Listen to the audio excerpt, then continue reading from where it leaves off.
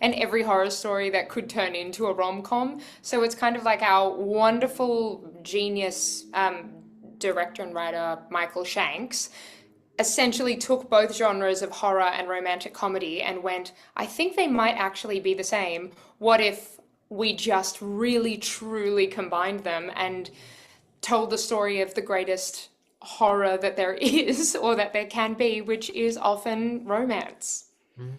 And I suppose, Mia, dare I say, they're quirky in nature and they're quirky in real life. They're a bit Yeah. out there in a good way, dare I say, Dave Franco and Alison Brie. And what was it like to work with them? Are they sort of more level and grounded than what they see, or are they just completely bonkers half the time? Oh God, they're awesome. I admire them both a lot in so many ways. First of all, they're just like gorgeous people, so lovely to be around, so down to earth, and really, really passionate about what they do. Like, yeah, they're totally like quirky and cool, but I don't know. I identify with the quirk a lot, and I'm a bit bonkers too. I mean, hopefully the best of us are. But they are obviously not only starring in this film, but they also produced it, and they were Yeah. really, really hands-on and really involved in it. And like I would be sitting in the makeup truck with Alison as she would be actively producing this film and kind of putting out fires or going above and beyond to make sure that it was all happening. And Dave Franco obviously has a past of being a director as well, so he was like creatively super involved whilst never ever overstepping or anything. It was a real masterclass in like professionalism and creativity and class watching both of them work and work with them. It was such a joy. And even to the like to the degree of when I initially signed on, the character was written as an American character, and Michael Shanks, who wrote it, is Australian and a Kiwi, and the character is based off one of his best friends, and he wanted me to do my natural accent, to be Australian in it. And they were really supportive of that. And they even kind of said, oh, look, we went on your Instagram and we really like your style. Like, do you want to bring in a bunch of your own clothes and you can style this character and just bring as much of yourself to it as possible? Like, they're really, really cool, really open minded. And I think the industry is going to see a whole lot more of them and the awesome work that they create. Or I That hope it does. that brings me really onto my second question. You've answered a bit of it in one sense. Mia, tell us about where Kat fits in this movie. Where's her sort of role in terms of this movie? How does she fit in? Who's she aligned to, dare I say? Yeah, so Cath is Millie's best friend, or to be very Australian about it, Millie's best mate. She is very much on Team Millie. She is a, girl's girl, really, really concerned about her best friend, wants her best friend to be happy, is supportive of her relationship because she loves her friend's happiness, but ultimately is just kind of standing by her, making sure that she knows her value and to not lose herself in a relationship, which is obviously something that I relate to as a girl who has multiple best friends who I would give my life for. It's just a real like sisterhood and a camaraderie, really. And Mia, is your character drawn into the horror as well element, or as she avoid from us? Does she get to see firsthand what is happening? There's a really, I think it's my character. I've spoken about this a little bit because I'm actually quite rubbish with horror films. I get scared really, really easily, which is hilarious because I've done a bunch of horror films and horror things recently, or even just whatever I've done in the last couple of years, there has been like death and murder involved. But I think I tend to play characters, and Cath is one of these characters who are kind of our connection to the real world when you have so much horror and gore and craziness happening. So it's like she is kind of the outside observer going, I think something weird is happening. Do you not see this? And I believe, Mia, there was a whole load of sort of sequences in terms of the shots, in terms of the stunts that were, dare I say, listening to some Dave and Alison's interviews that left them in sort of uncompromising sort of situations with prosthetics and sort of, and you'd have to see it to believe it, I'm told, in terms of that. Oh yeah. What was that sort of like? Did you get to witness some of that first time? Were you on set in terms of witnessing some of those sorts of scenes? And was it hard to keep a straight face? I didn't witness any of it firsthand, but I think my first day was and I might be getting this wrong, but I think my first day was in the afternoon, and that morning they had shot the scene, which I can't give anything away, but the scene that where they are in very compromising positions, and once you see it, you'll know exactly the scene I'm talking about. But I think Alison was telling me about. Oh no, they were both telling me about it as we were waiting to go on, and I was like, oh my God, you did what? Like, how did it go? And I think I asked them, assuming that it would be a bunch of CGI, but most of it was done like not through CGI. It was just prosthetics and really, really good acting, which is great to hear about. But no, I did not witness any of it. I just heard about the trauma of it secondhand. And Mia, what was it like? I suppose this is a big project, and it's a big moment for any young director or writer having a sort of first feature film. You Yeah, mentioned it's a directorial debut for Michael Shanks, and working with yeah, established stars such as Dave Franco, Akison Brie, Damon Herriman, a big star in Australia as well, and yeah. under that guidance.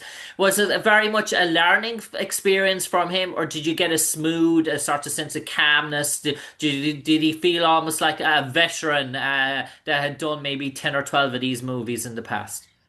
Um, I think I've worked quite a lot over the last couple of years with either first time directors and writers, or like writers and directors who are doing the first version of this thing. So like writers and directors who have done small scale TV, who are doing a large, this is their first showrunner project or something like that.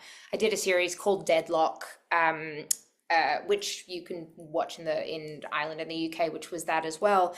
And I've also worked with a lot of directors who are veterans, as you say, and that's been wonderful as well. But there is a real excitement about working with first time directors who have been working on this project. It's probably their baby. They've been working on it for years and years and years. They've done all of the groundwork, they've done all the research, they've potentially studied at film school or something. They've thought about nothing but this for years. And then they get on set and they are so ready and they are so prepared. And there maybe isn't the, not ease, but the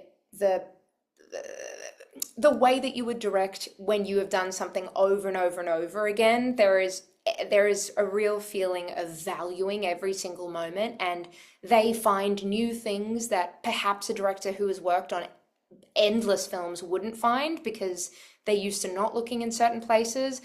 I mean, yeah, our director Michael Shanks is, I mean, it's no secret. He is extraordinary. It's unbelievable that this is his first film. We are going to see so many more from him. He is a delight to work with. He is a gorgeous person. His vision is so unique and so individual. And I have not a single bad thing or not a single thing that isn't a raving review to say about him. Honestly, he's amazing.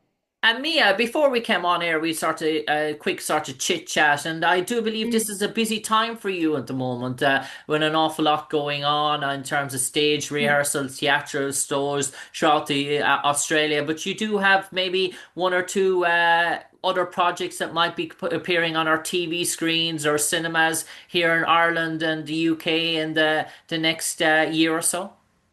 Yeah, so I'm currently doing a play called an Agatha Christie play called "And Then There Were None," directed by Robin Nevin, who is a legend in Australia and the UK. She is just fabulous. But we're just wrapping up that we've been touring Australia since February. But in between, we've had a couple of months off in between doing this show, and I shot a couple of films. I shot another horror film called Posthumous, which is another horror film directed by a first-time writer-director called Josh Tanner, starring Sophie Lowe and Remy He. They're just like an extraordinary cast of people, and that again was so much fun. I did get to do a whole lot more like horror stuff in this one, but that will be coming out next year at some point, which is really, really, really exciting. I can't wait for you guys to be able to see that one. I also shot a film called Sweet Milk Lake, which is again directed by a first-time writer and director and a very, very good friend of mine, Harvey Zielinski. He is also the lead in the film, and he's not only the lead, but he is playing both the lead and the lead's twin brother, as well as directing and writing this film. He is a force to be reckoned with. And I was just a little bit in that film, but God, what a joy to be a part of. And then I mean, I do have another film coming up, but I cannot speak about that one. And Mia, I do believe you've been to Ireland in the past. I have. I was actually just in Galway very, very recently. But I am not that you could necessarily tell by looking at me. My mum is Maltese, and that really took over what I look like. But my dad is Irish. My dad is Australian Irish. So my dad and I went to where our family is from, which is just around Limerick, a couple of years ago. And we did a big old like family tour, and we went to the church that, you know, my great grandparents got married in, and the castle that my family helped build. And yeah, I have a very, very strong connection to Ireland. I would love to go back And Mia, again and again and again, actually. we'd be more than delighted to have you, Mia. You're welcome back with open arms, dare I say. Mia, I'm going to turn it over to you now for the final 30 seconds or so. You might enlighten our audience why they should come out en masse to watch together on their cinema screens. And when they do, Mia, what's in store for them? Oh God, nothing but joy and thrills and fear and potentially a questioning of your own relationship. There have been so many people who have gone into this film saying that they walked out of it really happy to be single, and then there have been other people who walked out of it going, "Oh God, I'm so grateful to be in the relationship that I'm in." It's definitely kind of a cautionary tale for romantic relationships as a whole, but more than that, I as someone who is a bit iffy with gore and with horror films, loved this. It's scary, but it's so much more than that. It's that for people who love comedy, it's for people who love romantic comedies, it's for people who love horror. It'll be really hard to find anybody who isn't the target audience for this film. It's unlike anything that you've ever seen, and also the soundtrack is great. So yeah, I couldn't recommend seeing it more. And I would say that whether I was in it or not.